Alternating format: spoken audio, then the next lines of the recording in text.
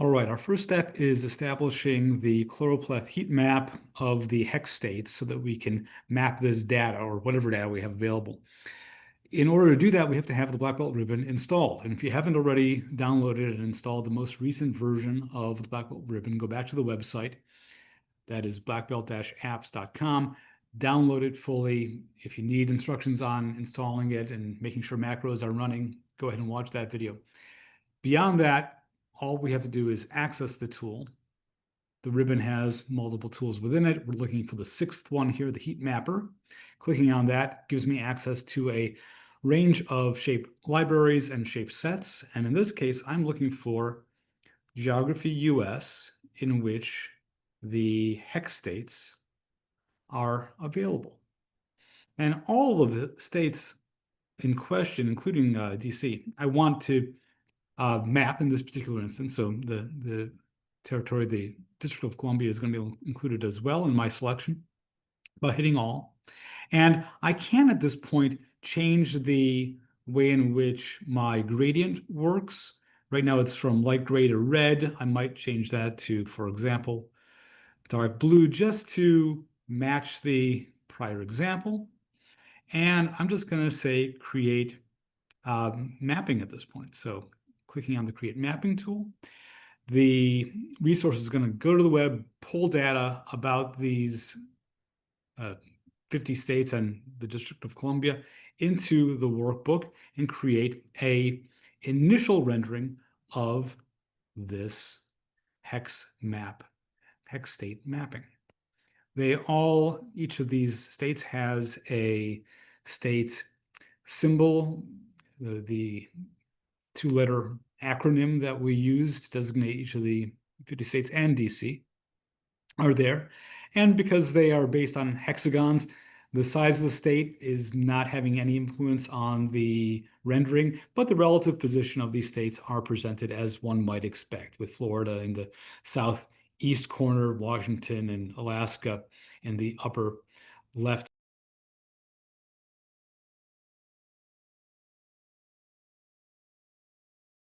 Once I have the map created, I can make any variety of modifications at this stage. I can do things like I can remove the various elements that it consists of. For example, if I ungroup this,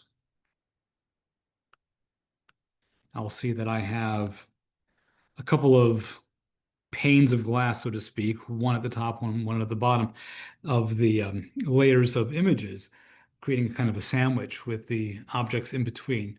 I don't necessarily need these external frames unless I really want them. I can group the elements separately. I can also, of course, if I like the background to be white, I can, of course, just color the cells that they hover above to make that rendering. And if I feel like any of the colors that I chose initially are not what I'd like to go with, I can make those changes. But that is going to require me to make use of another function available in the black belt ribbon, which is called the adjust colors function. This is a function that is specific to the black belt ribbon and works with the Heatmapper tool. In this case, I need to give adjust colors some inputs. The FX resource allows me to remember what each of these is supposed to be. The stem cell is going to be the first cell in the data set. The trigger is what updates the color schema. It could be another cell. It could be a random number. And the outcome is simply what appears in this function's cell once adjustments are made. So I'll just say adjusted as an output value. I'm not going to make use of the fuzzy fourth parameter, which just adds some glow to the individual cells. Shapes. I don't need that right now. I'm going to say adjusted. And now let's see what happens. Let's say I don't like that light gray. I want to change it to a slightly darker gray. And if I type any value into another cell, a random number is generated, and therefore the adjust colors function is triggered by that random number generation. And the aspect of the individual shapes changes a bit.